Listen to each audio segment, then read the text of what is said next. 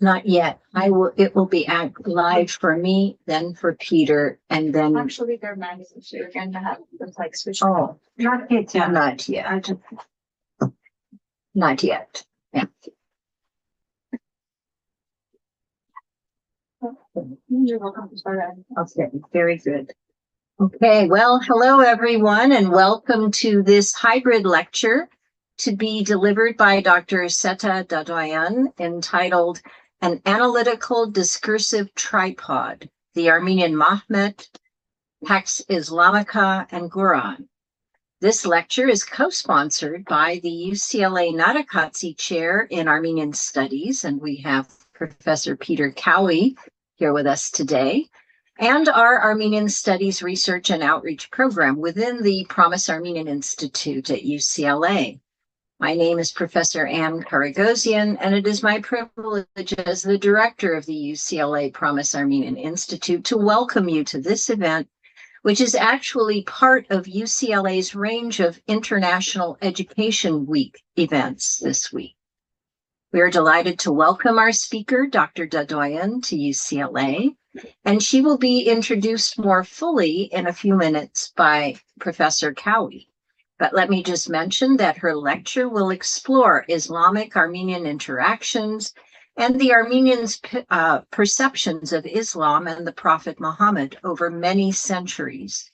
Much of the discussion relates to Dr. Dadoyan's recent book, Islam in Armenian Literary Culture, Texts, Contexts, and Dynamics, by Louvain, published in 2021. Let me mention that besides the Nadakatsi Chair at UCLA, this event has a number of other co-sponsors, including the UCLA Center for Near Eastern Studies, the UCLA Richard Hovhannissian Chair in Modern Armenian History, the Ararat Eskidjan Museum and Research Center, and the National Association for Armenian Studies and Research, or NASR. And on behalf of our UCLA co-sponsors, I would like to acknowledge our presence on the traditional, ancestral, and unceded territory of the indigenous Gabrielino Tongva peoples. It is a privilege for our institution to acknowledge the history on which our institution is established, our university is established. Before we move on with our program, let me just mention a few procedural items. First, note that this event is being recorded for future viewing on our UCLA Promise Armenian Institute YouTube channel, and it is visible now on Zoom and YouTube. Second, for those in the audience here, when the talk is concluded, please feel free to just raise your hand if you have a question.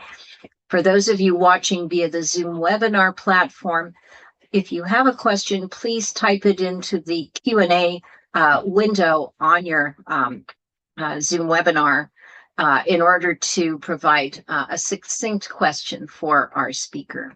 And for everyone, please be sure to make sure your question is as clear as possible, and we'll convey this to Dr. Dadoyan.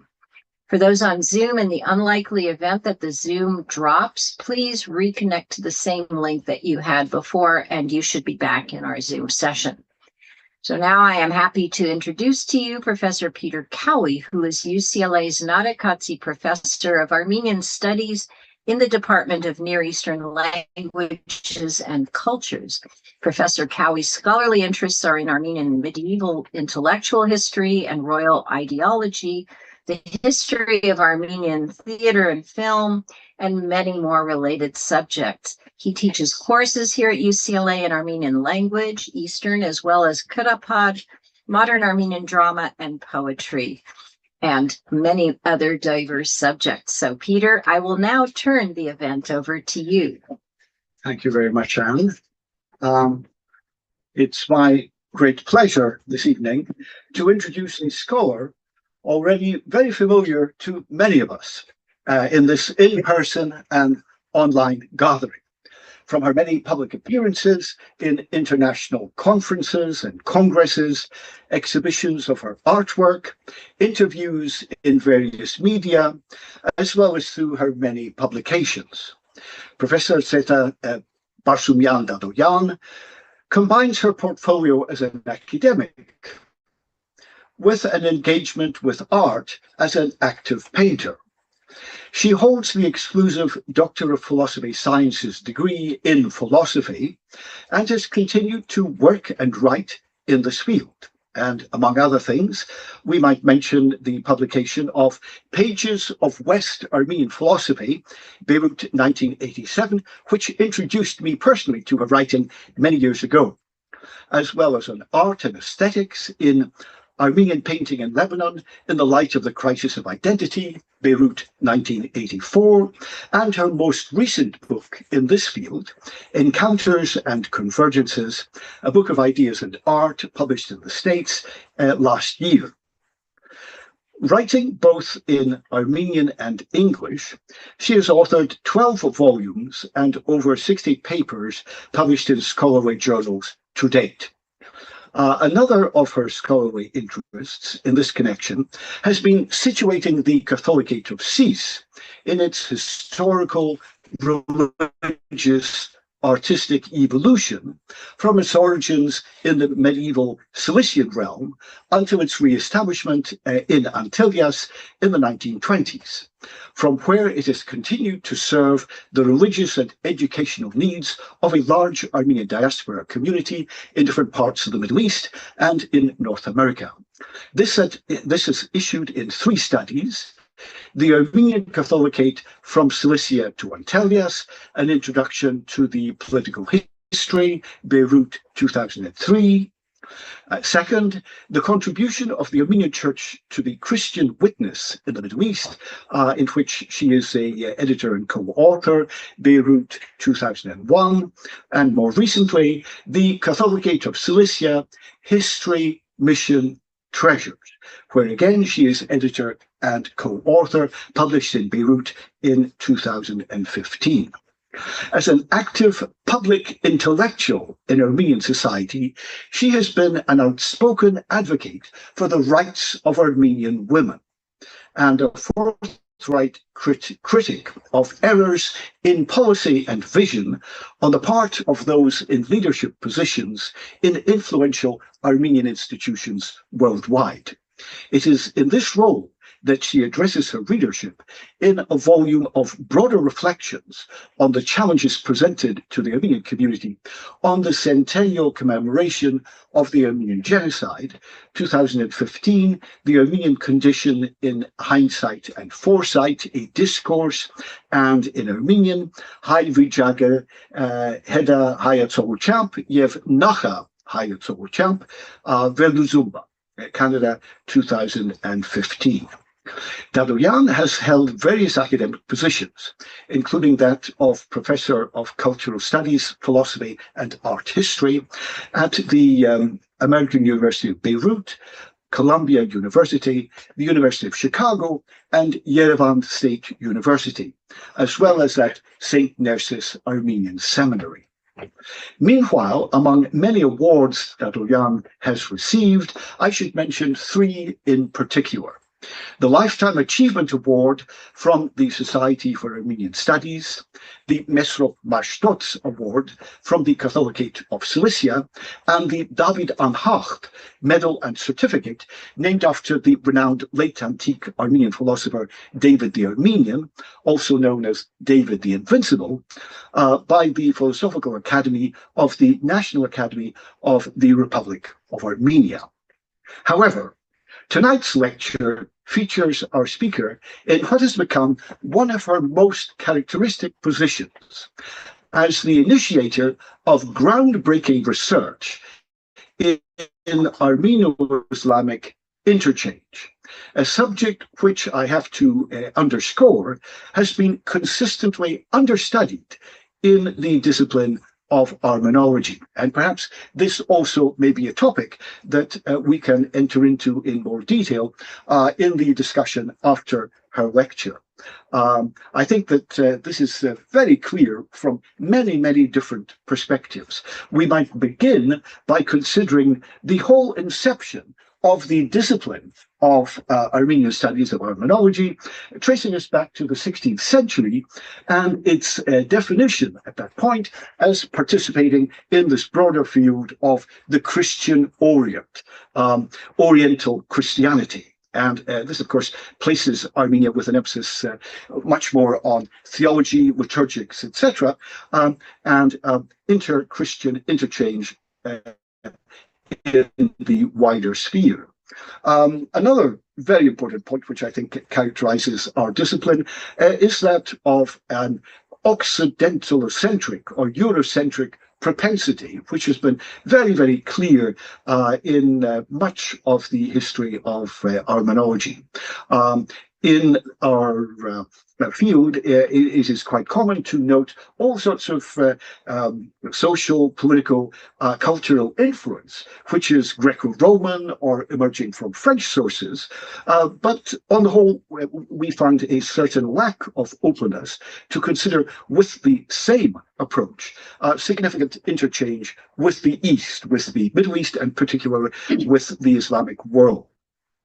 More recently, one might argue also for the significance of the approach of nationalism in our discipline, highlighting Armenian distinctiveness and autarky in all domains, rather than the approach of interconnectivity, reciprocity, and exchange.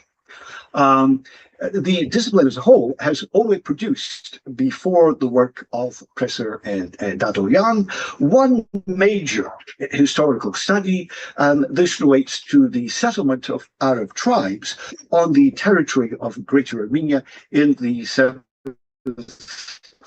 to the 9th century by Aram der Revoltian. Another point which I think is worthwhile noting by way of introduction is the widespread lack of knowledge of simply the linguistic background in Arabic among practitioners of our discipline. Although clearly in the period from the 8th to the 12th century, Arabic was the culturally dominant medium around the whole Mediterranean and the wider Near East, and certainly Arabic civilization exerted a major impact on the literatures, architecture, music, medicine, and many other realms within the sphere, which also, of course, included Armenia. Hence, the importance of Dadoyan's studies, which are many, on precisely this issue on which she will address us tonight. Armenians on Islam, and in Islam. And I think that this distinction which she makes is extremely important. So not only then interchange with Islam, but fundamentally the recognition that for many centuries, the sphere of Greater Armenia and of course large parts of the Armenian diaspora existed under the administration of various Islamic dynasties from the establishment of the Caliphate in the 7th century right up to the end of the Ottoman period in the 20th, and of course thereafter in other parts of the Near East. So before turning over the microphone to tonight's speaker, I'd just like to highlight the significance of some of the research that she has accomplished in this field. So this includes, for example, the Fatimid Armenians, Cultural and Political Interactions in the Near East. This is published by Brill, Leiden, 1997. And so this too is a very, very important study of the remarkable activities of a series of civil and military administrators who were Armenian, both Christian but mostly Muslim, in Egypt that helped sustain what was at that point the moribund Fatimid rule in Egypt for an extra century until it finally collapsed under the invasion of Salah ad-Din. John of Yersinga, this is Hofamesh Yerzingati, sources for his views from the writings of Islamic philosophers. Rasil Ilwan al-Safa, so of the Brotherhood of Wisdom. Purity. Purity, I'm sorry. Yes, Purity. Beirut, 1991. This, too, is a very, very important study. The work was completely unknown in Armenian studies until a few years earlier. The original Armenian text was published, but without any real understanding of the contents and the significance of those contents until finally this was illuminated in this important volume by Dadoyan, contextualizing this relatively little studied document by, on the other hand, one of the most illustrious Armenian intellectuals of the 13th century. Her magnum opus, I think it's true to say, is a trilogy which she composed, which explores then the multiple aspects of Armeno-Islamic involvement from the establishment of the Caliphate up to the 14th century. So this appeared in 3 volumes. Volume 1, the Arab period in Armenia, the one major province that encompassed all of southern Caucasia, 7th to 11th centuries, 2011, Armenian Realpolitik in the Islamic world and diverging paradigms, and the case of Cilicia, 11th to the 14th, 2012, and Volume 3, Medieval Cosmopolitanism and Images of Islam, which encompass the 13th and 14th centuries. And now, finally, these have been recently capped by her study on which she will make her presentation tonight, Islam in Armenian Literary Culture, Texts, Context, Dynamics, Louvain, 2021. And one of the important elements here is that she presents the vast array of important texts in this field in translation, in many cases in her own English translation, with a very broad contextualization relating to the 3 elements that she will focus on in tonight's presentation. The Armenian Mahmet, so the Armenian presentation then of the Prophet Muhammad, the Pax Islamica and its significance in Armenian, and the Ghuran, so the multiple Armenian translations of the Qur'an and their significance in Armenian culture. So without more ado, let me present the podium to Professor Dadoyan with great anticipation for her presentation tonight. Is this what I do? Is it on? Yes, it's on.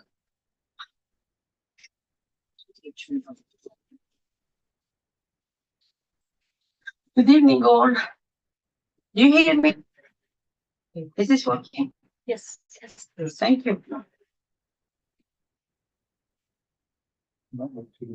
Over 10 years ago, on May 6, 2014, at the end of a talk here in this room, on my 3rd volume of the trilogy, Professor Cowie asked me, if you remember, about my next project.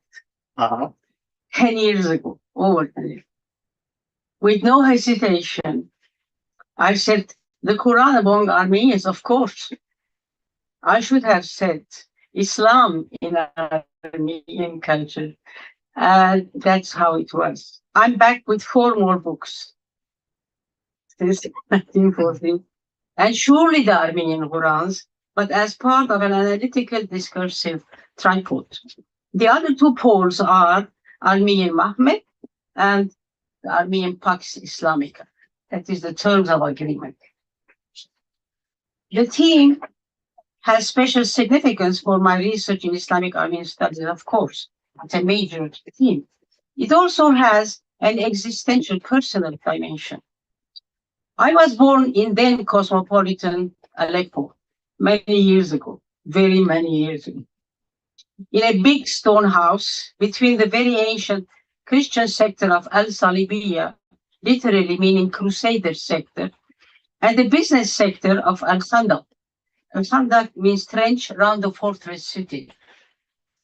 As a trilingual child, most children were trilingual. I mean, Armenian, Arabic, French, or English. Most children were trilingual. Islam was simply the lifestyle of neighbors who went to a historic Mamluk mosque of the 13th century in the adjacent Souq al-Jadaydi, a very ancient market.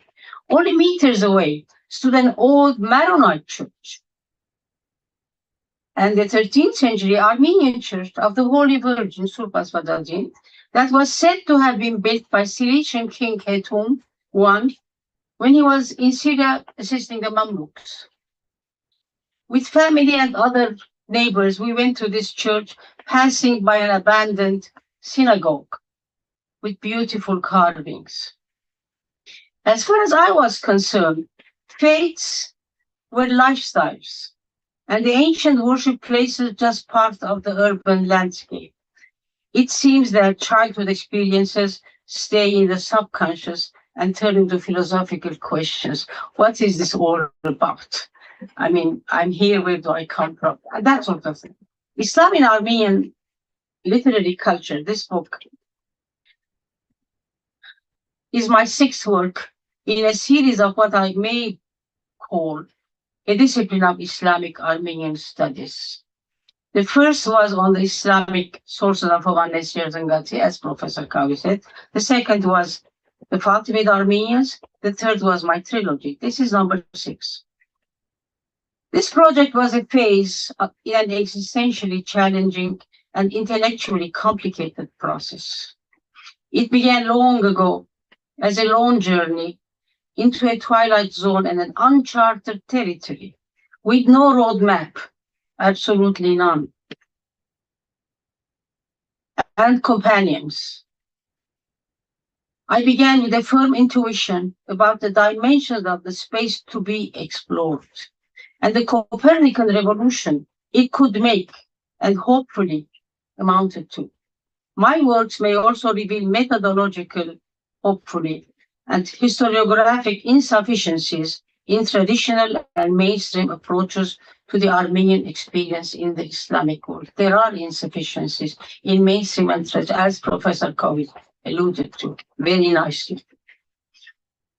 For someone who is into philosophy and art by temperament, training, and career, the initiative to venture into the discipline of historiography, a totally different discipline, was triggered by a discovery I made as a graduate student in philosophy. It was a direct link, as Professor Kavi was mentioning, between the views or the views gathered from the writings of Islamic philosophers and Rasail Ikhwan al-Safa, actually Safa, which means purity, or the epistles of the Brethren of Purity, as I demonstrated, I mean textually. The views was simply a beginner's summary, whatever the scholars say about this one. It is a beginner's summary, and not too educated, of the epistles or the Rasail, which means epistles in Arabic. It's just a bit in his mature years, and again silently and undetected, but no one knew the sources of this huge, very important work. Hovannes used the epistle for his cosmological works and other works. I also discovered that in 1280, he had the Islamic Fatwa literature of Abbasid Caliph al-Nasir al-Din Allah as a model for the constitution and reform program of the Manuks, or the brotherhoods of his city, which is Erzanga or Erzincan. But this constitution was implemented for centuries in the Eastern Armenian diaspora, and it worked. Now, I argue that only similarity of extra-ethnic urban circumstances, extra-ethnic, and close interactions could make this transition and others not only possible, but natural. This is the reason why interactions happened so smoothly. Absolutely no big deal. Any interaction, well, of course, I discovered many later on, but this is just the beginning. The views Rasael link was a paradigm case of interaction that enabled me to formulate the following foundational argument very early in my career. If, this is my argument, a foundational one, if until a few decades ago, the entire region of the Near East, from the Black and Caspian Seas to the Bosphorus, all the way, the Eastern Mediterranean and El-Sham, which is the Greater Syria, and Egypt, if it was the habitat of most of the Armenians, most of them, then their history too was naturally part of these locations and the peoples, irrespective of ethnic belongings or religion or spiritual. The laws that govern the region were the same that govern things Armenian. There are no exceptions. Laws are laws, and they explain the same thing. It's like a law that according to which the apple falls is the same that keeps the earth in orbit. It's just gravity. This is the law. Predictable, the full record is not only in primary Armenian, but also and abundantly in Arab sources, the early medieval period. The views Rasael case were the relevant information that shattered my horizon of things Armenian. Everything had to be reviewed. A paradigm shift was the only way out. Traditional narratives based on ideology 1, homeland 2, hygienic, and orthodoxy, or the contrary. These paradigms simply failed to cover the historical experience of the Armenians in the larger, broader Near East. Therefore, I give priority to contrary paradigms. Instead of ideology, realpolitik. Instead of homeland, habitat, or oikumene, habitat. And instead of orthodoxy, open faith, heterodoxy. Once you adopt this, a totally different landscape opens before it. Then there will be no, obstacle. Even though in my other studies, and inevitably, of course, I have always referred to Armenians' perceptions of Islam. You can't avoid the subject. And the Prophet, of course. The faith, the Prophet, and his teachings, of course. But this book was a radically different project. And it could, as I was saying, it could not have been done earlier. I needed to have that much information and, gone through this whole period. And it was a process. It required broad knowledge of basic Near Eastern history. Basic Near Eastern history. From Iran to Turkey to wherever, the entire Near East. It needed different tools to approach these things. Different vantage points. It needed mapping its vast panorama with its own peripheries, very typical peripheries, methodology and dynamics. I needed this experience of 5 others in order to be able to even think about the subject slowly. It took over 5 or 6 years. Primary texts and an interdisciplinary perspective was necessary. They were paths for it. Primary text was the key. As documented through records, the text reflected not only perceptions of Islam, but also, more importantly, the Armenian political social circumstances under or in various Muslim rules over 14 centuries. This is what I really need to understand. Specific arguments came forth in the process of organizing a massive amount of material, a huge amount. By the way, many writings are still probably hidden. I don't know how much I couldn't cover. I really can't tell that. You keep doing it, then you miss it. Anyway, the first task, therefore, was to identify, collect, and translate all the documented accounts of the known, less known, and hitherto unknown authors and texts about Islam, including the Quran translations. That was a subject that was never studied. How many have we translated? How many, when, how? Who did it, and why did they do it? From the 7th century to the present, that means 14 centuries. I mean, it took me about over 2 or 3 years to collect the material and, Now, the objective, my ultimate objective was to compose a closely textual, specifically textual, comprehensive and sequential structure which contained the basic material arranged in the framework of historical circumstances and factors and their dynamics. The arrangement and the sequence of the topics was the biggest challenge, to which I responded by what I call an analytical-discursive therapy. In other words, define 3 major issues. The Armenian Mahmet, how it was conceived, how it was talked about. 2, the Pax Islamica, in terms of agreement or whatever, depending on the circumstances. And of course, Armenian Ghurans. How much Armenians knew about the Quran and Islam as a religion. And through what sources? How could they? I mean, it's a research. The first proposition that I could formulate from the early periods of reading was the following: that Islam in Armenian literature was perceived and defined as the laws of Mahmet, Orenk, and he is the Orenk still, that is law giver or law definer. I use the word Mahmet or the Prophet Muhammad, of course. His name was spelled differently, by the way, depending on period and location and maybe context. It could be Mahmet with a D or a T, Muhammad, Mahomet, Mehmet, but 10 versions of his name. The most common is Mahmet. So I use the Mahmet in order to distinguish the Armenian Mahmet from the historical person or the Prophet Muhammad. You have to make, because these are 2 different subjects.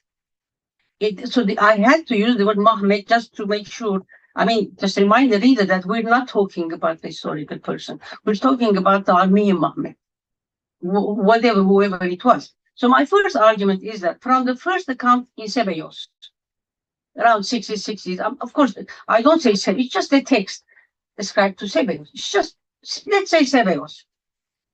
A composite figure of the Armenian Mahmet began gradually taking shape.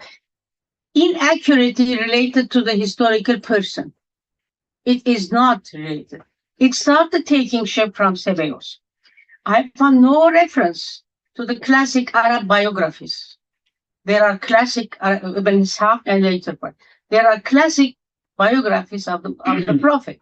There is no reference to those classic biographies. Also, no reference to the Quran or the Hadith. No reference, no textual reference, not even betraying a knowledge of these things, secondary knowledge. Furthermore, and throughout the Middle Ages and during the early modern period, this figure, this Armenian Mahmet, served as a sufficient account. I will repeat this. This is one of my arguments for his laws. The person and his laws became more or less one context, or Islam as well. His biography became an account of Islam as well, which is quite not natural. It became a convenient shortcut, the biography, this Armenian Mahmet, to dismiss Islam as unprophetic because it is connected to somebody who is not accountable, a character, a certain personality, and unworthy of consideration as an alternative faith. Alternative faith. It could be chosen or not.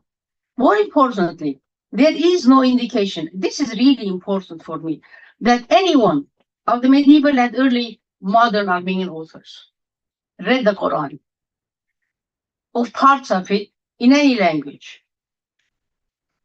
In any language. They could read it in Persian, they could read it in Turkish, they could read it even in Greek, of course, because they could read it. And by the way, as I come to that, the first translation was from Latin, not from Arabic. Stefanos Gazi. At this point, I'll make a small diversion, if you allow me. While on the subject of Armenians' familiarity with Islam and the Quran, the case of the Armenian heterodox factions, I must briefly mention here.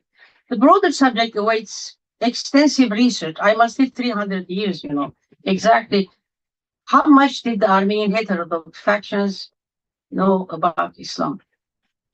From the early 8th century, that is 715, 18, I mean, the lifetime of Louvain, of course, Catholicos. The heterodox factions, known as sectarios Ağataboragan, allied with the incoming Muslims. On the one hand, persecutions by both Armenian and Byzantine establishments, and on the other, the adoptionism of Islam. Islam does recognize Jesus, but not as a God, as a prophet, and they highly respected personality there. Now, these things is transition in the lives, and for the first time, Hovhannes also Catholicos, who died in 728, wrote that the Paulicians or the Balfaridian, that's what he called them, of Islam, cunningly, I'm quoting, cunningly struck an alliance with the despots, who are the Arabs or the Muslims, finding in them weapons to bring evils upon the Christians. They also studied their false and obscure scriptures and taught them to their ignorant followers. Now, as far as I'm concerned, it is very hard to tell how much did Hovhannes know about the scriptures of the Muslims. It's very hard to tell because he never refers to them again. Or at the time, early 8th century, what did he mean by scriptures? He never uses the word Quran, and the word Quran at that time is another, that's another subject. So this is I'm just quoting. He says, they taught it to their followers, so there must have been something they could read.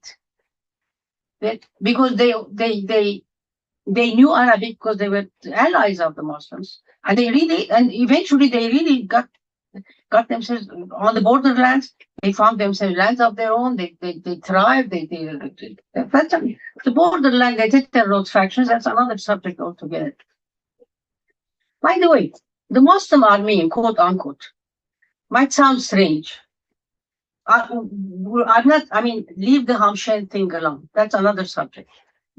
Just the expression of Muslim Armenian might sound strange, but it was a common social type in the medieval Near East, a very common social type. Arab sources often specify or need to specify the faith of a given Armeni. Armeni means Armenian, the faith. He could be Christian, he could be Muslim, he could be Chalcedonian, Byzantine, or he could be even Assyrian, or Nestorian, of course, or maybe Babahigan, whoever. They always specify. This is very interesting among Arab writers. Furthermore, it seems that the apostolic faith was not a defining element in Armenian identity. This could create a World War III, The apostolic faith was not a defining element in Armenian identity then. Absolutely not. The Fatimid Armenians were mostly Ismaili, Shia Muslims. Not even Shia, it's a sub-Shia sect. Some were Sunni Muslims, like the son of Badr Jamali, Al-Afdal. Some were Nusayris or Alevites, who came from the region of Banani. In other words, but they were always labeled Armeni centuries after they had converted to Islam. The Armeni is always there.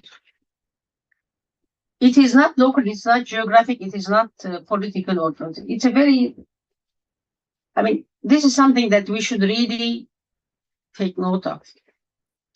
During the entire Arab period, I take the Arab period in a symbolic fashion, from the 7th century to the fall of Mansikert. This is a symbolic categorization, even though the Caliphate had long lost its influence before the 11th century. But the symbolic end is the fall of Mansikert. The Armenian Mahmet developed through two phases. The first is from the 7th to the 9th century, that is the High Arab period. The most significant primary sources are Sebeos, Ghurans, and Thomar. I mean, the texts of these three major historians. All accounts and references are, I have cited them all in full from each of these authors.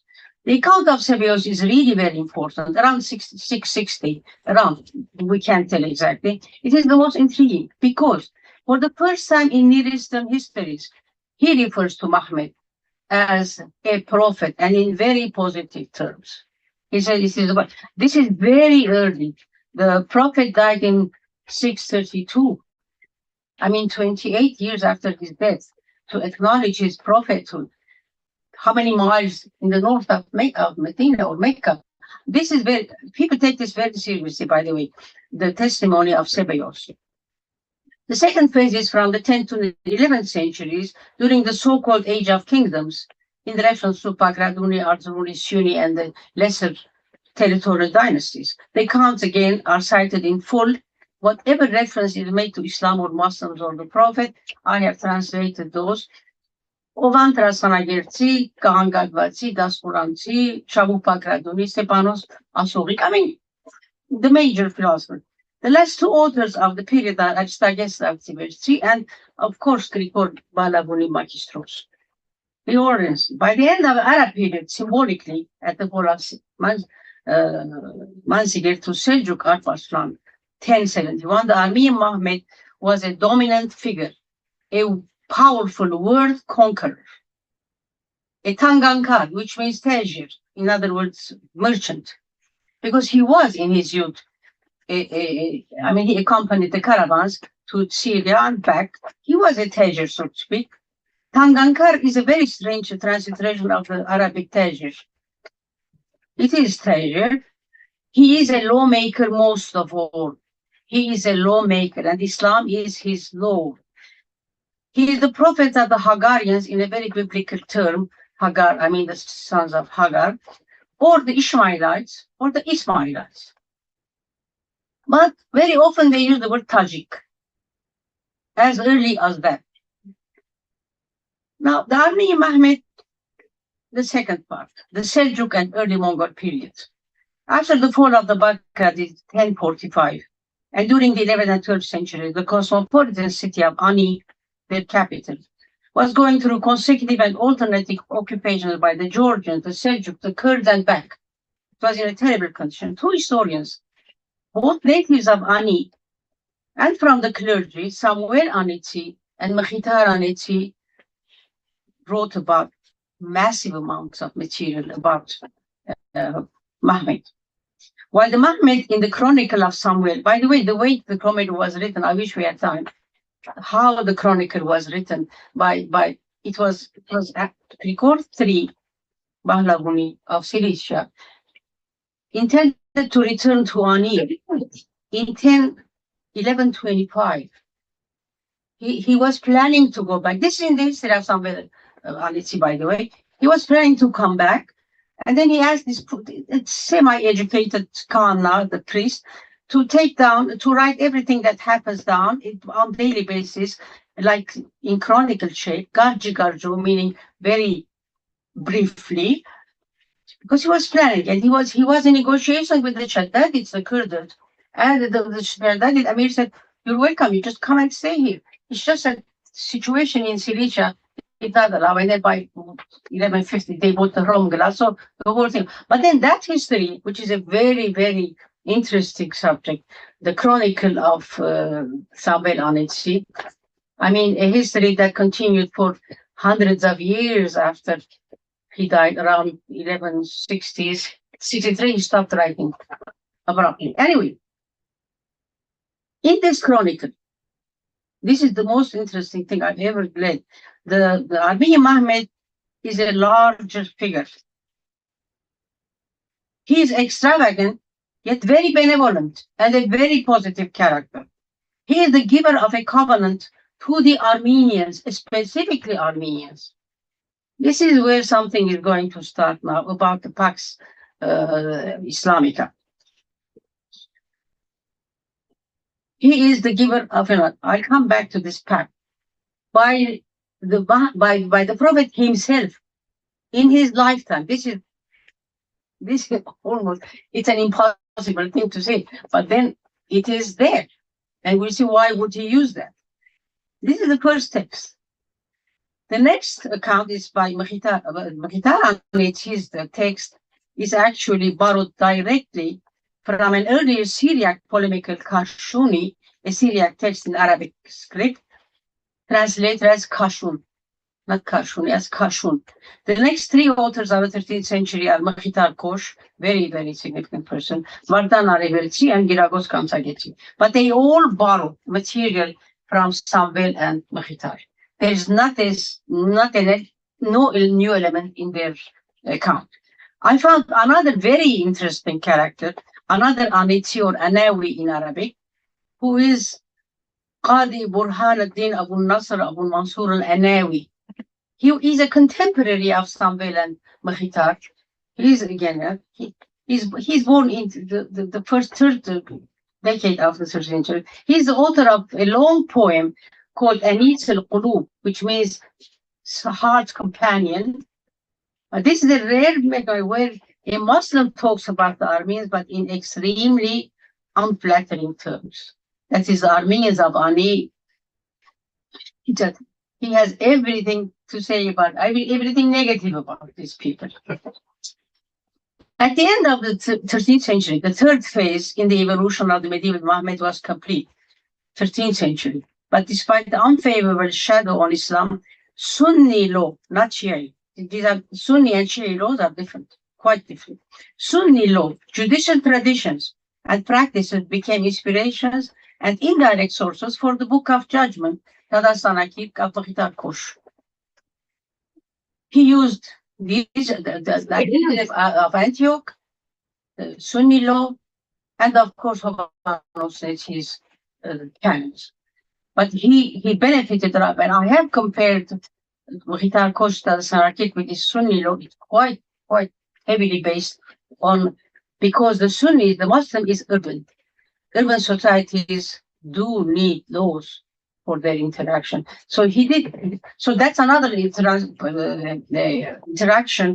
But I haven't seen anyone who has studied the link between the Book of Judgment by Mahitar Kosh and Sunni law.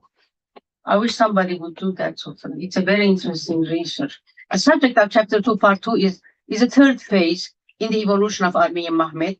Here I talk about Sambat Parabet, the Cilician historians, the nobles, but Bahram Rabuni also, who was not, of course, he was the secretary of King Hetum, of King Levon. Levon II. He was Levon the third. Oh, well. Yeah, all the third. So he has a poem when he refers to the Prophet and Islam. But Hovannes Yerzangati is an exception again, because for the very first time, he said that Armenian Manuks, or the urban youth, must respect the sages of the Aylaskik. That is, the Muslim sages who were none other than the Ismaili missionaries who traveled that far. Usually, Yerzanga was a haven for heterodox factions, both Muslim and Christian, by the way. So then the most important testimony is that of Nerses Shnorali, the lament of Edessa. Quite interesting, which I have missed in my book. A whole section is missing in this book on Shnorali and Vohbetesio. Ani fell to the Seljuks 80 years earlier. Edessa fell in 1144. Ani had fallen 80 years earlier to the Seljuk Ashwasan. And then Manasgir fell in 1071. Edessa fell in 1144. Guess what? To the Zengis of Aleppo and Mosul. Then Nuruddin al-Zengi united all, and he became the Zengi ruler, a patron of Mlech, of course. So, in 1150, Grigor III, the older brother of Nerses Shnorali, bought the peninsula of Romgala, the fortress of Rome. It was a crusader fortress that the crusader could not keep after the fall of Edessa. So the widow of Jocelyn sold it to her. He bought it at a very good price. But Romgla on the Euphrates, it's a peninsula, is on Zengi land. The people, the very people who burned Edessa, who massacred the people. 6 years only. Now, this is high politics. This is high diplomacy. How dare a man, I mean, a Catholicos, with no support, with no state behind it, with not very little money left by that time, would dare buy a fortress on a peninsula in the middle of the river Euphrates, it doesn't exist now, and survive there for 150 years until 1292-93. It took diplomacy. It took diplomacy to live on Muslim land outside Cilicia. Romgla is not in Cilicia. It is outside. He survived, and eventually who came to Romgla? The Mamluks of Egypt, because they, I mean, to actually to get the gold out of the road. I mean, not quite. It wasn't that political. It was just an invasion by the Mamluks. I do refer to this, I mean, the diplomacy of the Cilician Catholic. It's very interesting. Now, Shurali presents Islam as the new order. He understands that the region has changed. To the 11th century, the majority of the population was not Muslim. Majority of the population was not Muslim. So most non-Muslim were enemies, protected subject of the Muslim states. So they should understand how to deal with the Muslim state and what are the terms of interaction and what are the terms of protection, by the way. He understood that there's a new order. But it's very strange. Nasser Shorali is so knowledgeable about Islam, more than anybody else before him. His vocabulary is very accurate, for example, and very rich. It's richer than Chamchian's. Much. He refers to the Prophet as the messenger. In Arabic, Rasul. That's the correct term. No one before him used the word Rasul. I mean, the one messenger, exactly. He uses many Arabic words very correctly. He knows customs and practices. The strangest thing to me was he refers to the Muslim as Mahmedagan ask. I have not met this expression before the early modern people. Mahmedagan ask. Mahmedagan, that is Mohammedan. So far, as I said, they refer to them like Tajiks, Ishmailat, Hagarians. Even Chamchan uses these biblical terms. And Chamchan is quite ignorant. That's how it is. Anyway, the Pax Islamica. This is the second part. Already during the formative period of Islam at Medina, it is from 622, 632, 10 years only. And as the early campaigns took the Muslims into non-Muslim communities and lands, the very first problem was the regulation of relations between them and their subjects. Most of whom were not Christian, and for a long time, for several centuries, until the 11th, maybe the 11th century. By the beginning of the 8th century, most Christians in the East were protected subjects, dhimmis in Muslim states. From the late 11th to the 14th century, Armenia was the exception, where Armenians were not subject of Muslim states, only Cilicia, and that's only from until 1375. I mean, the fall of the kingdom. Afterwards, it was part of the Mamluk kingdom. Now, chapter 3 is about the literary record of major Armenian versions of what is called the Edict of Mahmet. There is a text that kept going around ever since Sebeos called the Edict or Ucht or Oath of Mahmet. There is a specific text that we see for the first time in Samvelan, let's see. I don't know where he gets it from. No one knows where he got it from, but I think it comes from Sinai, the St. Catherine. And the writers are none other than Syriac priests. By the way, most agreements are written by Christians, not the authorities. The Armenian Pax Islamica actually is a two-tiered subject, totally different levels. On the one hand, there are documented historical accounts of agreements that are documented everywhere. We know this. Who did what when. These are documents, such as the pact or the peace of Muawiyah, in our case, in 652. That is well known, that we find in Sebeos, of course. And there are few others. On the other hand, the whole subject, the level is the literary records. That has almost nothing to do with the factual record. There are the facts and there are the texts. That's another level. The problem with most Armenian, researchers, is that they confuse the documented facts, agreements with the text. There is nothing in common between text and events, episodes, agreements, actual. The main people who keep, even recently I read something, there is no relationship. Texts are one thing, documented events are another. Unless I see that event in most sources, I will not take that fact seriously. But the text is another story. There are hundreds of texts, hundreds of copies and versions, hundreds in many languages, in Persian, in Turkish, in Armenian, in Georgian, in Syria, many. So the literal textual record, which in addition to authenticated facts, there are some authenticated facts, of course, includes a significant number of alleged documents and copies, mostly, if not predominantly and mainly, written by Christians themselves, not Muslims, not authorities, not people. So I argue that while the authenticity of these various accounts is highly questionable, most of them, together they reflect the Armenians' perceptions of the Islamic State. This is how they want to see the Islamic State. They want to see their state status as a dhimmi through this text. They are the writers of this text. This is how I want to see myself under your rule. Their rights, obligations, expectations, so on and so forth. As dhimmis, dhimmi is protected subject. They sum up what I call the Pax Islamica, those texts that have nothing to do with actual agreements.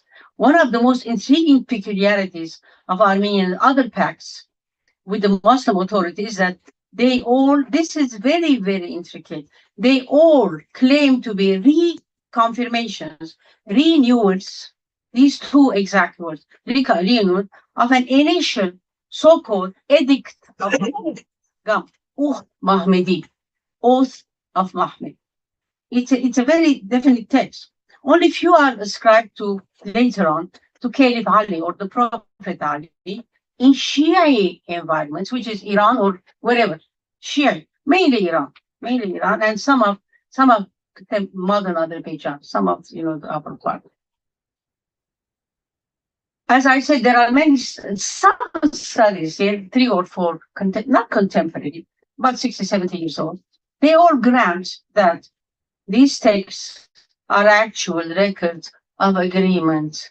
Nothing of the sort exists. The problem with contemporary studies is that they grant the accuracy of these agreements.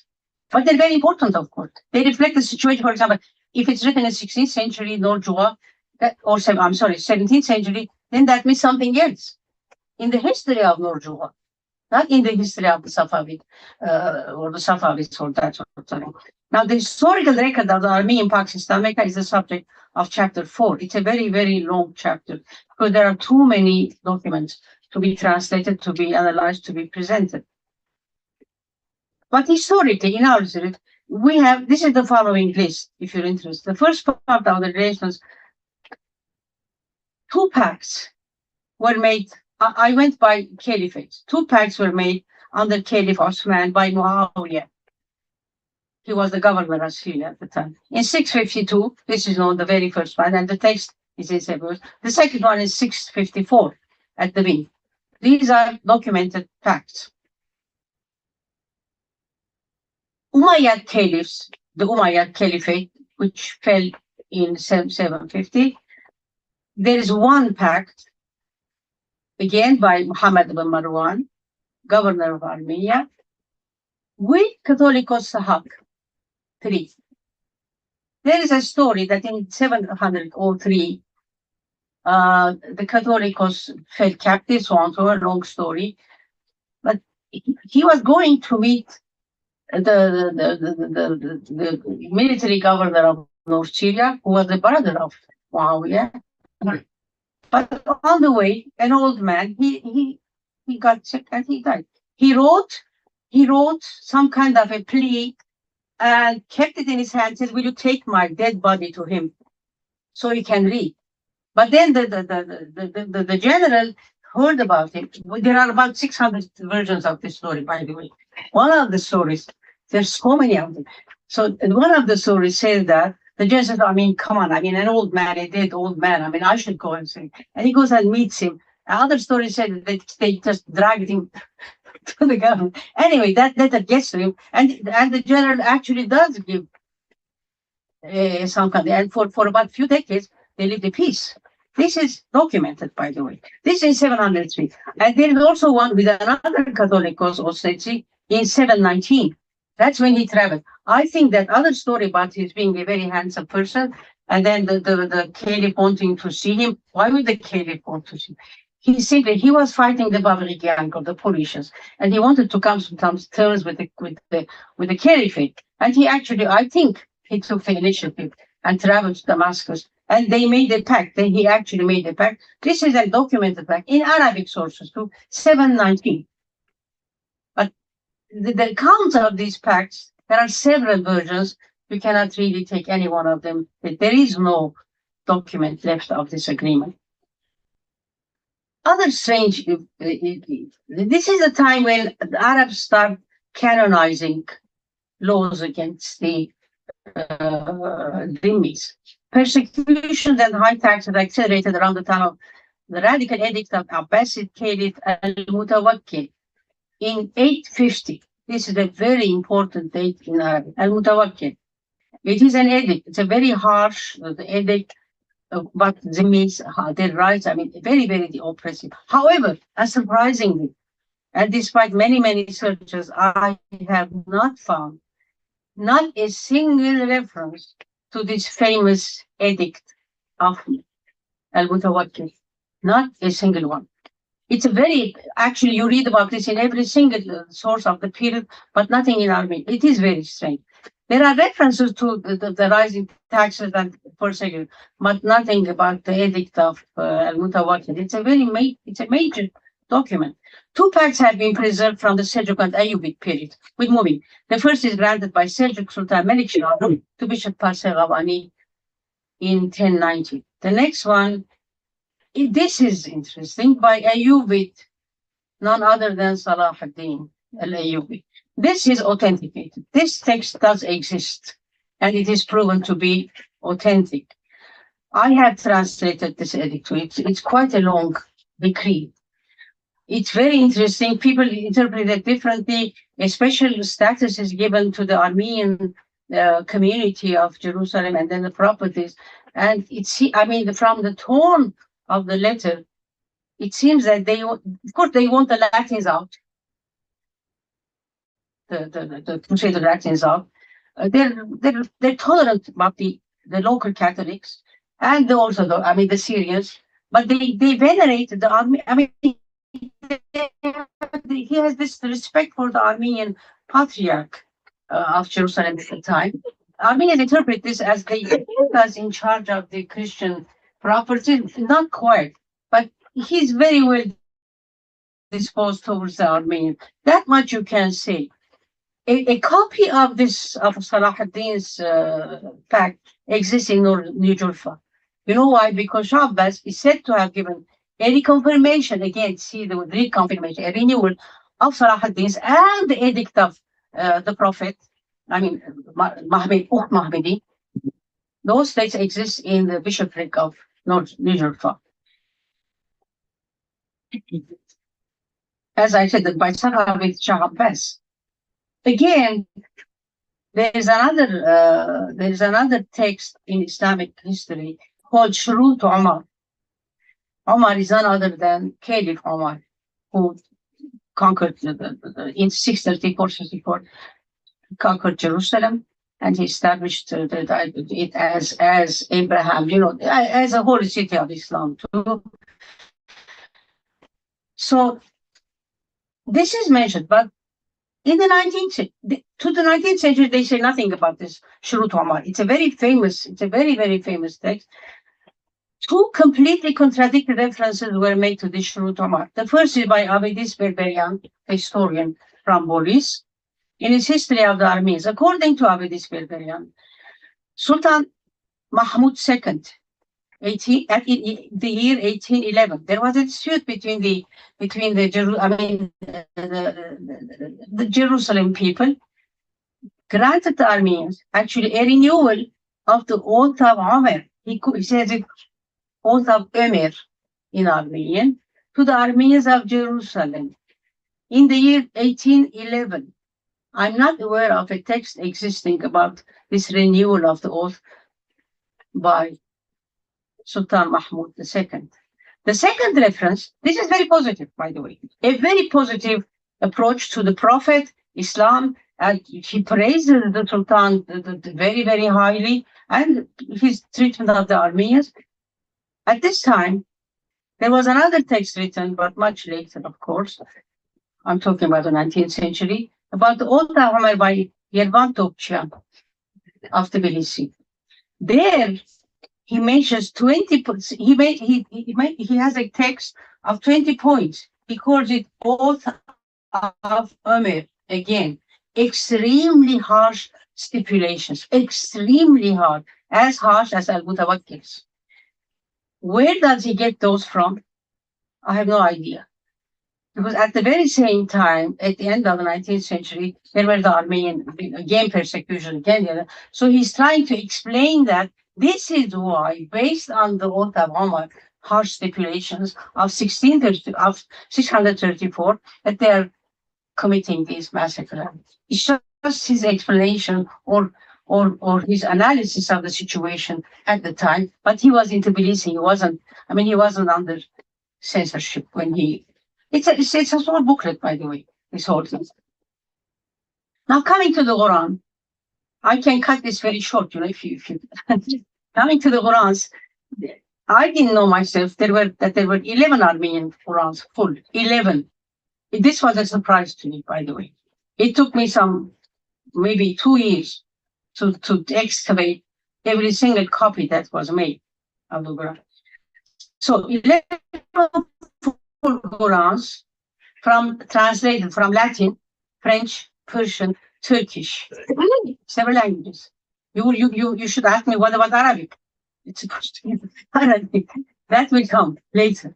So the first group of Ghurans was made in the 18th century. The first one was 1680, of course, from the Robert of Keton's Latin version. That is not a Quran. That is a paraphrase of the Quran, written actually for polemical purposes, not as a. But it's called Al-Quranic.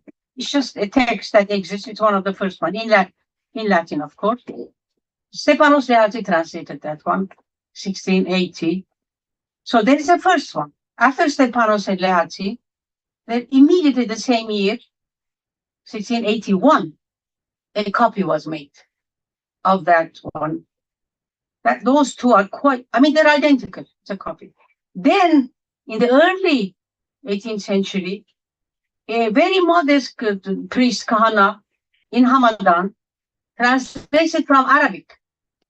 That translation is lost, but luckily it has two copies that survived later in the 18th century. Well, those copies, I asked them from Madinat Taran, and they very kindly sent it to me. And guess what? One of the copies had an equal size sequel commentary on Islam and the Prophet. That was a treasure from. They had no idea what the other 400 pages for. Because the Quran is less than 400 pages. So, first group, 17th, 18th century. Second group, guess what? 1910, 1912. 3 years, right? 3 translations from the first one from I'll come to that, from French, from Arabic, again from Arabic, presumably. But while I read, Arabic is my first language. When I read those translations, they're from Turkish. They're not from Arabic. Absolutely. Every single, I can read, I read the Turkish Quran. They're from Turkish, not from Arabic. Why do they say it's from, I don't know. Why do they say it's from Arabic? It's not from Arabic. There are words translated. You know that this is a Turkish transliteration of that word. It cannot be Arabic. If it were from Arabic, it would sound totally different. So anyway, 3 translations. 3 translations in 3 years. 2 in Tbilisi, 1 in Istanbul from French. And then there are 2 partial translations from 91 to 95. And there is 3 Ghurans from 2003 to 2014. So they come in bunches, in groups. So they have to do with the circumstances at that time. Why 18th century? Why 1910? And why suddenly, with a gap of 100 years? A group, then another group, then another group. Well, this is a long story about the Qur'ans. Let me just few points, my argument. One of my arguments is that 17th, 18th centuries, Armenians were under 3 Muslim states.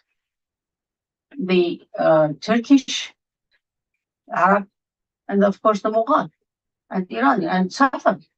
They were under Muslim states. And 17th century is the early awakening, right? And 18th century.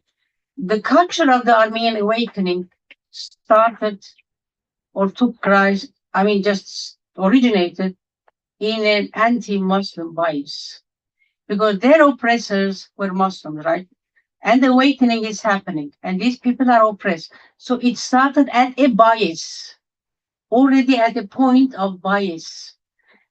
That's, you should try to understand the way they talk about Islam, the way they talk about Islam has nothing to do with those states, but it suddenly became part of the political situation. So it does start as, and strangely, suddenly what happened, especially after the division of Armenia between Eastern and Western, 1638 to half, especially afterwards, suddenly things took a different, in the intellectual culture, of course, a different turn. So when you read the authors of these times, so many of them, you see that they know so little about Islam, and they seem to have no interest in the faith or even in the Prophet. So the whole thing turned into a part of the political resentment. And you see not a single person who knows anything about Islam or is even interested. Or there is no reference to the Prophet, even and there is a Prophet, but there is no reference to that. So I'm arguing that the Ghurans of the 18th century, the 2 of them, had 2 objectives. That is, the ones that were translated from Arabic, the original was lost, a copy was left, and there are 2 other copies. They're very good. They're almost identical, by the way. They had 2 objectives. The first was obtaining information about the fate of their oppressors. What do they believe in? How do they look at us? What do they believe in? So we should learn. Direct knowledge of the Quran was to be used as an arsenal for the liberation struggles. It wasn't an interest in the Quran. It was to use it as an arsenal for the liberation struggles. The next objective was to develop a more or less discrete platform for political comments. Every single Quran of these Qurans has entire margins written polemics against Islam on the margin itself. Every single page is full of columns of polemics, basic polemics. One of them, as I said, has an equal length sequel, entire treatises against Islam, point by point. I translated the contents of that sequel, and of course, most of these side scripts I call them sidekicks.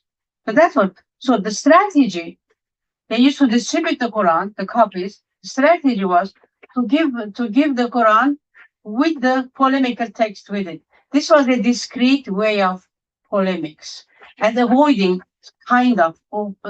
censorship. Now, of course, there are so many figures of the time. I'm not going to that. And then the 1920-12 situation of suddenly 3 Qurans being translated. Amir Khanyan's actually wrote a trilogy, not just one, the Quran, a translation and 2 other texts about it. And then there is Lawrence, who translated from French, and then Kurbetian says Arabic, but I think it's again Turkish. In 1930s, 80s, there is a movement. I would call it implied Islamology, not quite Islamology. Philological approaches like Papen Güleserian was the very first one who said that I do intend to publish everything that's written about Islam, and he couldn't. So I dedicated my book to him. I did something he was planning to do. He's one of the most serious scholars, by the way. Papen Güleserian, he's the one who published Antemtar from the Kirkar's. I mean, he's the one who saved it, actually. So Arab-Armenian histories, there are histories, and there are many, I will not bother you with that, but there is no study of Armenians' perception of Islam, or how did they understand the Prophet, the faith, the practices, the law, the relations. There is a mess. There is a mess there, confusion of themes and subjects that are quite confusing. So, in modern contemporary religion now, what's happening in Armenia? There's a lot of discussion. However, let me mention this only.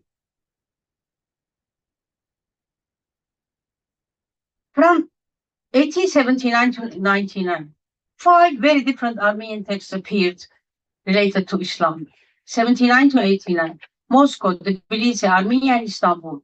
Baghanian published 6 accounts of Muhammad or Mahmet as a series, as an annex to Hitherto's history, the very first edition of Hitherto. That's interesting. That is very interesting. Whatever is written about Islam.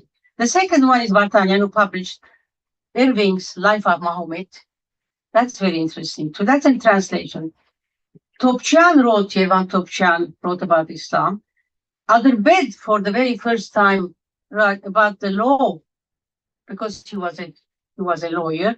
But the strangest is a book by Rostomians. He was a medical doctor, entitled Muhammad and the Birth of Islam, a high praise of Islam. I haven't seen even a Muslim write like that about Islam. A praise of Islam, of the Prophet, of his biography. This is an exceptional book. It is worth reading. It doesn't say more or less it is published in the 1880s, but we don't know quite when. But this is an exceptional text in Armenian history by Rostomians. And then, of course, the contemporary verse, I don't have. This is details. That's it. Thank you so much. I think. Well, this is the book. It had to be done, right? It had to be done. Almost every reference I have translated. It has to. This is the beginning. This is the beginning, crowd. Every single subject deserves to be a complete new research. It had to be put there. Not too popular, by the way. No. Is it really necessary? Oh. What? What? I mean, you explain. Well,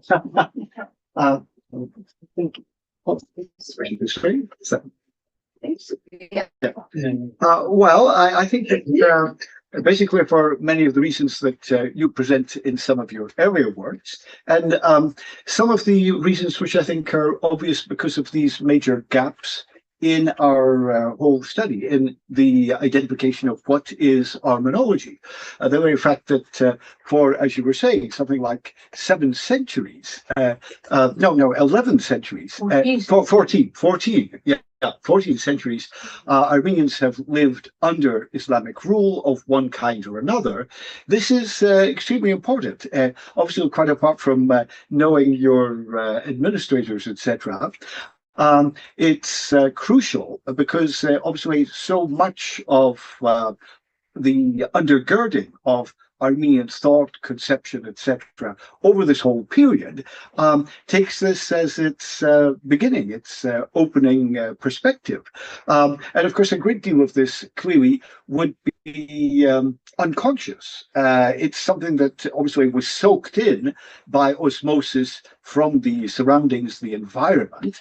I think that it hasn't been sufficiently appreciated as being the core element that in fact it is,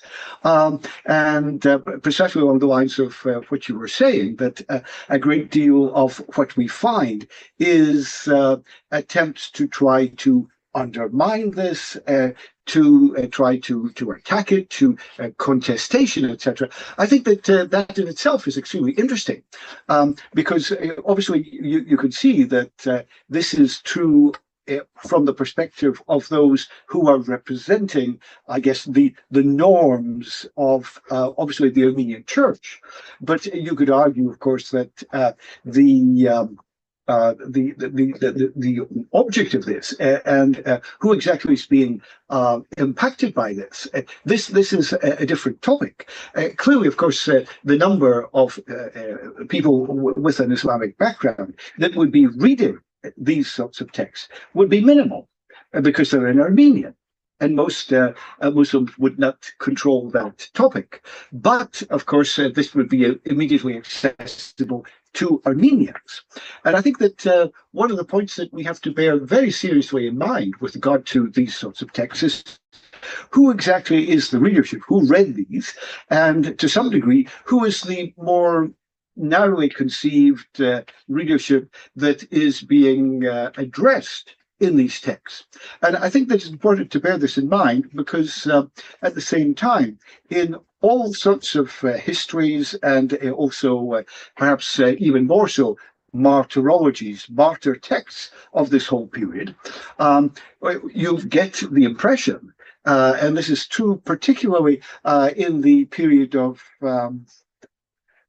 round about, so this is mid 15th century, that there is quite a wide-scale process of assimilation to Islam, which is taking place in different parts of the Armenian world. And here we see Armenian writers that are indicating this. And so you could argue that one facet of this type of writing is also to try to undermine Islamic truth claims, etc., so that those that would be perhaps more open to embracing Islam might consider very seriously the validity of the action that they were considering to undertake. So I think this is an important point to bear in mind as well. The Armenian experience, historical experience in the Near East, I take it as part of Near Eastern history, beyond ethnicities and faiths. Once we remove the paradigms of strict paradigms of orthodoxy, faith, ethnicity, this and that, the Near East is I'm born in Aleppo, lived in Lebanon, and I am a citizen of an Islamic world. This is how I see myself. And my condition there, as someone who comes from centuries, and I still don't understand my historical experience through Armenian history texts. They just do not explain my experience, my lived experience, like Delta El Brenis and others. Lived experience is the basis of history. As a native of that, and I don't see my lived experience in Armenian studies. It just doesn't explain, because there are paradigms there that are complete. I mean, I skip many things. I mean, even the the gradual development of an Eastern Armenian world and the Western Armenian gradually after the fall of Ani and the move of the people, the huge number this way. The Armenian habitat is is west of the so-called homeland. So whenever I put the paradigm of homeland, then I brought myself an entire field of study and experience. Armenian history must be the history of all Armenians everywhere, beyond faith or whatever. Then you can have a truly history of the Armenians. So the history of the Armenians in Egypt, for example, 100 years, and then how they moved. Not a word except Matthias Uraitzi, only one paragraph when it talks about Tricol, what I have said. Or, for example, missing so much of political aspect of every single institution, including they miss entire facets of Armenian historical experience. The Fatimid Armenian was just one. Or there is the Armenian, again I skip, there is something called the Armenian intermezzo in the Near East, which is from the fall of Ani, 1045, I mean, a kingdom after all, not much of a kingdom, but a kingdom. To the right of another kingdom in Cilicia. I mean, the kingdom, not the principality. There's an interval of almost 200 centuries. Do you know that from 1050 to 1070? Again, 60 I mean, within 30 years, there were 5 Muslim Armenian dynasties. The Danish Mandits, who are the Georgian Libanians, or Georgian Armenians, who of course adopted Islam with the Seljuk and moved with them, and then they had their lands. The Bohusaks, the Philardos Armenian, who converted to Islam, the Awakis, whose ancestor was Awak, the Awakis, who had the kingdom in Palestine, next to her, and then of course the Fatimid Armenians, 5 Muslim Armenian powers.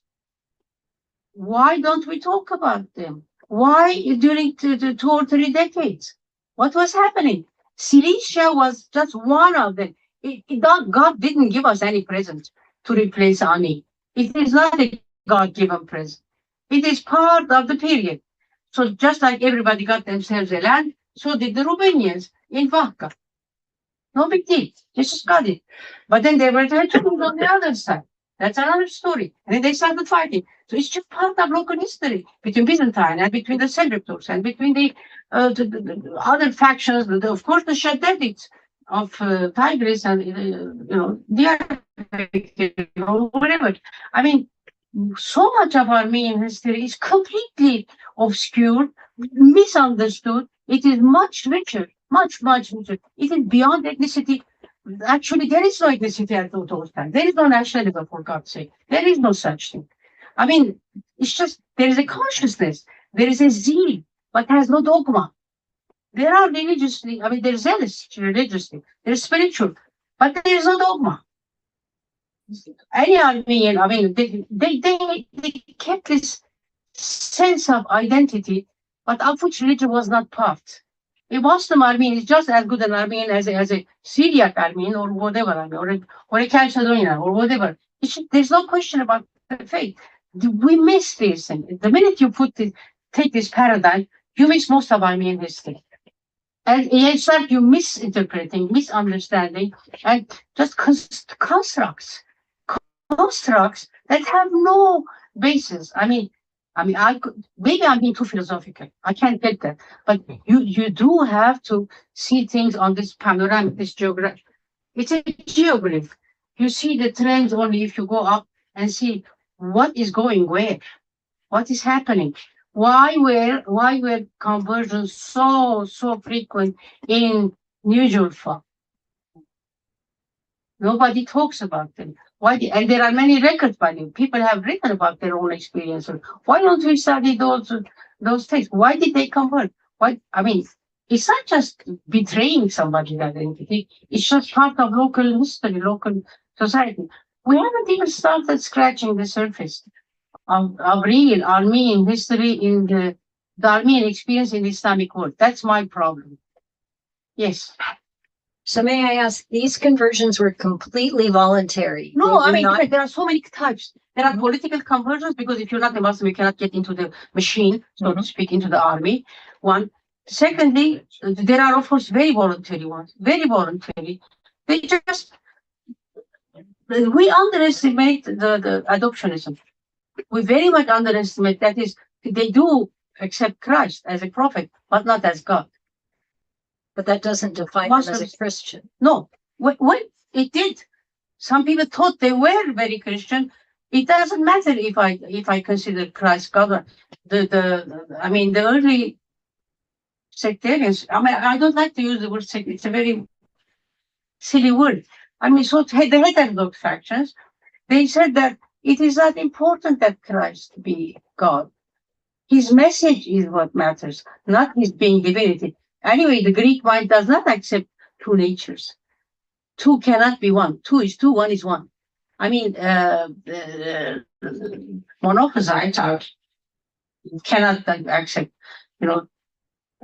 But after these Armenians, ethnic Armenians accepted Islam, did they not intermarry then, and their identity then became They just that's part of dissipated, and so they really didn't retain, at least for many, many generations afterwards? Yes, could I just piggyback on that? Yeah, I think that this is a very important question, and I wonder, actually, not so much with this work, but the earlier one, whether there could be different interpretations of one of the perspectives that perhaps you are perceived as having adopted, precisely on this question. I think that this is a very, very interesting issue that needs to be researched in much, much greater detail.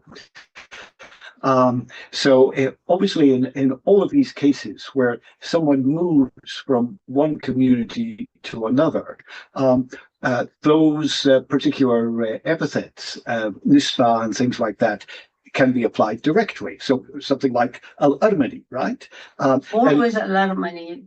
Right. Okay. But so clearly the first generation is ethnically, in which is way, however we define it, seen as being Armenian. He belongs to one particular community, and now he has moved. And of course, there are different types of conversion. I agree. This is landslides. The poorest borders. Landslides. Yes, but suppose we accept. So this is someone in a much more official capacity. He has made that transition. He obviously has his own children, and we could imagine then the continuation of a sort of dynasty. Now, it's very understandable that perhaps in historical writings, this typology, this particular phraseology will continue, al-Armeni, al-Armeni, al-Armeni. But so 3, 4, 5, 6 generations later on, this is just a sort of title. Yes. Clearly, it has very, very little, one might imagine, to do with this person's self-identity and how he or she functions within their contemporary society. And so if that is the case, you see, I think that this then begs the question, okay, the sources refer to the origin, if you like, of this sort of dynasty as coming from an Armenian experience, an Armenian community. But although the sources continue to apply it to these later generations, to what degree can we really say that this has a significant bearing on their identity and their functioning in their own period? Presumably not so much. Not too far. Right. Not too far, definitely. But I mean, this is the whole thing. The question of identity, it will come up, and how did they define, and when it has to, it's very local, very geographic, very, very temporal, very occasional. I mean, one has to be very historical, very, very meticulously, because I cannot say the same thing about this particular Tbilisi at that time and compare it with Istanbul at the time. I mean, we have to be very beginning from here, we have to specify, branch the research and be very specific, just hit the point at that particular time, and then study the language, the customs, the literature of the other non-Muslims at the time, and then the authorities. So it's a very, very complicated process to branch out and be very specific, very scientific, and then reason out how these things work. But the thing is, I mean, in principle, we should really change our paradigms. Otherwise, we will never understand Armenian history. We do not have an Armenian history. We do not have a history of the Armenians in any sense, in any Near Eastern sense. It is part of the Near Eastern world, beyond ethnicity and faith. I mean, putting things under oppression, oppressors, oppressed, simple paradigm, you just miss the whole story, including the question about identity and so on and so forth. We have missed a lot of Armenian history by just narrow perspectives, definitions, categories, very, very old. I mean, when I read Chamchian the first time, I wrote about his history. It is stunningly one-sided. I mean, it's unacceptable how he writes the history of the Armenians as if it is the story of an oppressed nation. That is no history. I mean, he still uses the word Hungarian for Muslims, a biblical term. And I mean, I was very, very, very disappointed. And then it served as the model for modern Armenian histories for a long time. Even now, as I speak, there are people in Armenia who quote Chamchian, who really quote Chamchian as an account of Armenian history. I mean, there is more Armenian history in Arab sources than Armenian sources. I've read most of it in Arab sources. Most of what I know, I've read in Arab sources. Because there, Armenia is a very broad area. It's a region. It's a geographic region. It is not a country. It's a geographic region between the seas and all the way to Cappadocia, probably. It's a very broad area. However, there are many Muslims whose name is something Armeni. That is he who comes from Armenia. He's not Armenian. He's Armeni because he comes from that area. So if we take that, given this vision of Armenia and the way they looked at Armenians and natives, not necessarily from Armenia, for centuries, for example, Syria, in the 11th century, there were Armenians in Aleppo. There were 2 or 3 churches. In the 13th, there were other churches. The whole coast, much before the Crusaders came, much before. I mean, this is how it was. I mean, there were the Maronites, there were the Syrians, and there were the Armenians. I mean, we're just part of this world. Why don't we look at this whole thing as a big word? It's a fantastic word of all types of people, all kinds of faith. Identity is a very fluid concept. It's a very fluid concept for the time, and it changed by time and by location. We cannot joke with the word identity in this light manner. Or, I mean, a Christian, it makes no sense. Once you change your paradigm, shift them, you're going to find a different history altogether. We're not what we think we are. It's just that, I mean, a 5th century kind of, that kind of myth, still it persists in people's minds. A 5th century Bosketaru, that kind of, which is very frustrating. So, I mean, when I talk, like, people will think I'm a degenerate person or something, but I'm just a Middle Eastern person. I know the languages, I know the people, my friends are. So why don't I see my history as part of the region? It's the same role. I'm curious to ask another question. I mean, this is a fascinating one, especially the fluid character of identities and what it means for us today, identity, and what it meant for the people at that time. But have you ever looked into the other groups? To my knowledge, there is a similar debate among the Jews about their Jewishness in the Middle East. Yes. No, I mean, I barely read what I should read. Of course. I mean, it's really uncharted territory. And the other thing is being, I don't want to use the word isolated. There are many companions on this road. I mean, trying to walk this way of, trying to change pattern. I see things differently. So this could be a record that would help others research. This is the beginning. I never take anything because once you put the text there, put them in their context, historical, then you can start. The work starts afterward. Of course, we can come up with arguments. For example, Muhammad was identified with his law, which is not the way to approach Islam as an alternative faith. That's another story. And then dismissal, and then from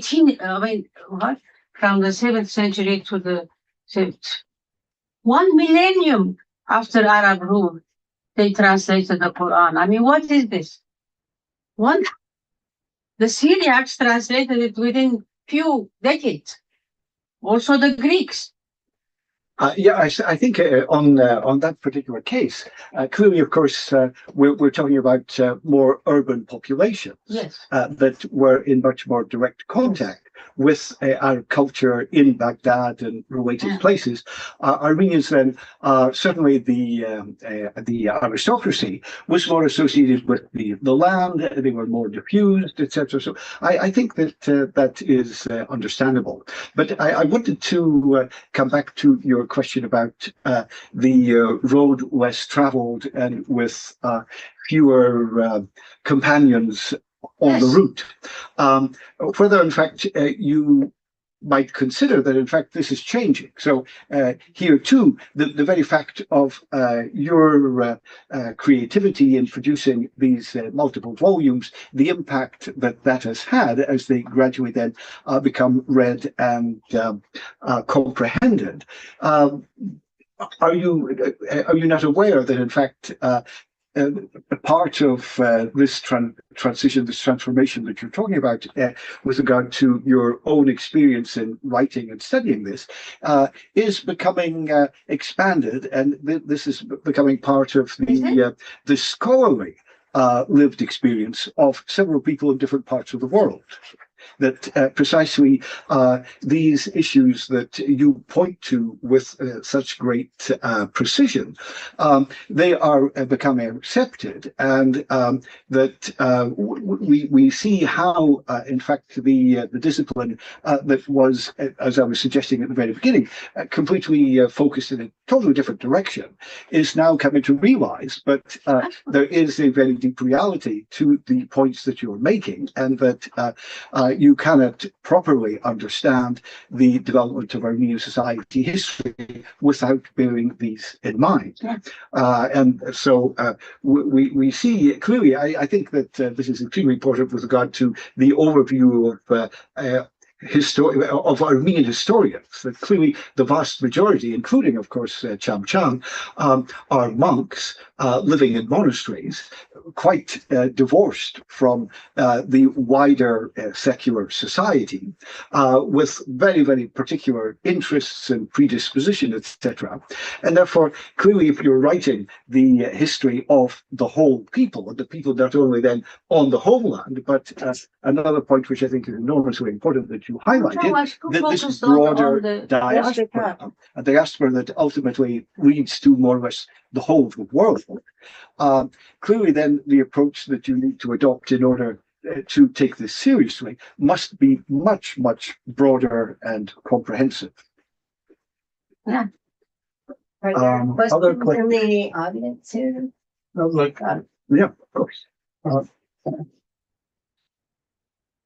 One of the problems that I've always seen over the years, and that's why I concentrated on your 6 volumes, was the following. After Armenians became Christian, somehow the church defined us as Christian and sub-Armenian. Okay. That's how I believe. That's what it was. So we were, in the eyes of the church, we're Christians and happened to be Armenian. And therefore, if you look at the that kind of angle, then you see that anything that was not Christian, therefore couldn't have been Armenian, by that definition. And since most of them, it's just like Professor Kawi mentioned for Chamichan, everybody else that was writing history and so on, they were all monks. And therefore for them, not being Christian cannot be Armenian by definition. That's one of the issues. And then you had in your talk, you had some very praising words for Shnorhali. And you said that, and then you were lamenting that it was not part in the book. Okay. Yeah. The reason Shnorhali's case, which is I always thought that he was exception, was being clergy is fine, but he also was a diplomat. He had a diplomatic way of Many thinking. Armenian And therefore, when you are diplomatically thinking, then all this, what you call Christian, Muslim, and so on, it goes into the background, and reality of what was happening in the world comes up front. Yeah. And I thought that, I always, as little, I've read the translations. I haven't read the original Armenians the way you did. Okay? And Shnorhali's case, he's an astute diplomat. And everything that he was saying, it had a meaning in the context in which he was living in that part of the world. But selection history needs a lot of work. That's true. But one of the things which I think is very interesting with regard to Shnorhali is that, coming back to what you were saying earlier on, the church defined Armenians, but of course you can turn this around also. Armenians define the church. That the church is the church, but we are beyond that. And I think I didn't say church, I said Christian. Okay, There is a difference. I think it's coming. Well, the point I want to make is, I think, significant in this regard, that what's very striking is with regard to Western Europe, particularly, of course, at this time, the time of Shnorhali, we are in the period of the Crusades. Clearly, then, Islam is seen as being the enemy. For several centuries earlier on, this is largely the perspective of Byzantium. So clearly, the Caliphate is the major enemy of Byzantium. What I think is very striking is that the Armenian understanding, socio-politically, is totally different. And there's this major disjunction. Armenians are totally happy to be under Islamic administration, as they were earlier on, under Sasanian, Parthian, etc. So for them, there is a major disjunction between being part of a wider multi-ethnic empire and playing a role within that and being perfectly happy with that overall structure. And as long as there is a certain recognition that their particular religion will be protected, but they have no problem being part of a much wider, complex imperial structure in which they are an ethnic and religious minority. This, I think, is a major difference because they are not an imperial power. The Crusaders and the Byzantines, of course, were. But what is interesting with regard to Shnorhali in this case is that he differs, because he embraces the perspective of holy war, which the Byzantines and the Western Europeans did. But this is not a traditional Armenian perspective on Islam. When he declared he was going to liberate Jerusalem. I mean, the claim was that. I mean, the sword and the cross, that motive, he actually presented for what. And Armenians weren't. At the time, he was the enemy penetrating into. That's how the Arabs saw him, Chimishki. Right. Already, the motive, the Crusader motive, he came up with it for the very first time. The sword and the cross, the liberation of Palestine, that whole myth The Right. motive, he started the motive. Right, but Armenian the issue of the quite sword and the adopted. cross goes back already to Heraclius. Yeah. Yes. In terms of the situation with Sasanian. So you have the same sort of broad perspective. But one In other, the eyes of the local Arabs. yes, but one question I had for you that has been puzzling me There's another. so go ahead, I'll come back to it. Yes. Thank you very, very much for this fascinating presentation. I have just a short comment, observation about one of the aspects, topics, which you have highlighted today. Islam, I can't hear you. Islam is a part of political situation around Armenia, and particularly It's not a around situation, it's Cilician Armenia. It's a system. I just have a short comment on this aspect of your presentation, because I see this aspect very clearly in the sources from the period of Cilician Armenia, especially in the period of Pax Mongolica, when three fighting subjects, the Armenian Kingdom of Cilicia, the Sultanate of Egypt, and the Ilkhanate, and one of the subject often mentioned in the Armenian source as Azgan Mahmeti, and in one of the chronicles, the chronicle inserted in the lectionary on Prince Hatum, this topic is manifested even in phraseology. Pashtoniaikan Mahmeti. When the author mentions the amirs of Sultan Baybars al-Bunduktari, he mentioned them as officials of Mahmet, not officials of Sultan Bunduktar, but officials of Mahmet. And I just wanted to add this observation to your fascinating presentation, and thank you very much once again. It was very, very the personality and the teachings. Sometimes you get really strange combinations. It's a very strange confusion rather, between the historical person, the teaching, and the philosophy. I guess in the mind of common people, there's this entanglement between ideas, and then Mahmet is always at the center of this whole thing, the person, and then the teachings become part of his biography, his teaching, quite confused image. There is something called an image evolving, an image combined with the teachings, which is very strange among the common people, especially the rural areas, not the urban areas, as you one will have to make that distinction very clear. Islam is an urban religion. The rural people may have no access whatsoever to any of those ideas. We should be very careful about whether we're talking about an urban society, where. Very careful. Even there's a difference between Aleppo, north of Syria, and south of Syria.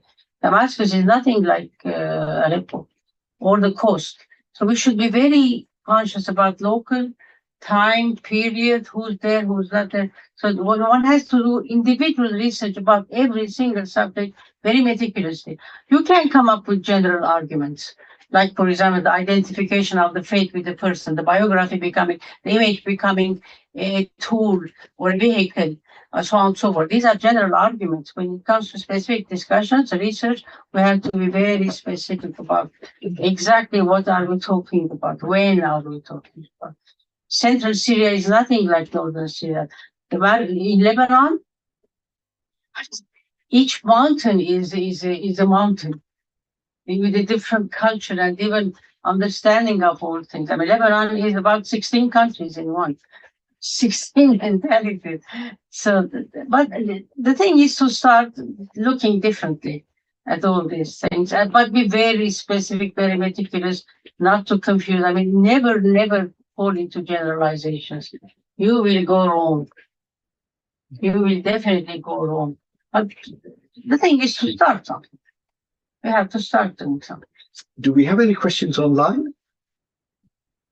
No. No? Comments mostly. So maybe I could ask my question again, which I don't think got answered. This distinction between the belief and the ethnicity. You referred to these 5 or 6, ethnic Armenian groups that had voluntarily accepted Islam, and they continued, but to the degree of intermarriage with non-ethnic Armenian Muslims. Did they survive the Armenian identity for many generations afterwards? Depending where. Okay. For example, in the 16th century, there were the Catholic Armenians of Cilicia, eventually settled in North Syria, Aleppo. Then they moved to the mountains, Keserwan, Kızılmağır and that sort of thing. These are all ethnic Armenians who eventually, even though they were Catholic Armenians, their Armenian ethnicity is quite fluid. I mean, they're not that fanatically or they even lost it. They keep a memory, but that's all they do. But then previously, the thing with Islam is different.